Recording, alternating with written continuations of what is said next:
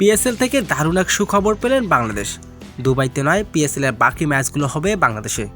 দর্শক, বিস্তারিত থাকছে ভিডিওর প্রতিবেদনে। ভারতের সঙ্গে সাম্প্রতিক উত্তেজনার জেরে নিরাপত্তার আশঙ্কায় স্থগিত করা হয়েছে পাকিস্তান সুপার লিগ পিএসএল।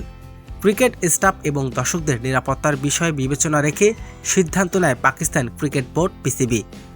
শুরুতেই পিএসএল এর বাকি অংশ যুক্ত আবু আমিতের সরিয়ে নেওয়ার চিন্তা করলেও পরে পুরো টুর্নামেন্টে স্থগিত রাখার ঘোষণা দেয়। টুর্নামেন্টে এখনও বাকি রয়েছে লিগ পর্বের 4টি প্লে অফের ম্যাচ সহ মোট 8টি ম্যাচ। এসব ম্যাচে বাংলাদেশের আয়োজনে পরামর্শ দিয়েছেন পাকিস্তানের সাবেক ক্রিকেটার বাশিদ আলী। তিনি বলেন, যদি কোনো জটিলতা হয় অনুগ্রহ করে খেলাগুলো দুবাইতে না নিয়ে বাংলাদেশের আয়োজনের কথা ভাবুন, কারণ ওখানে ক্লাবের ম্যাচগুলোতে দর্শক কানায় কানায় ভরে থাকে। গত 8ই মে রাওয়ালপিন্ডি স্টেডিয়ামের পাশে ভারতের ড্রোন হামলায় বিস্ফোরণ ঘটে। নিরাপত্তার ঝুঁকি বেড়ে যায়। তৎকালীন পেশোয়ার জালমির করাচি কিংসের ম্যাচটি স্থগিত করা হয়। এর পরের দিন পুরো টুর্নামেন্টের স্থগিতের ঘোষণা আসে।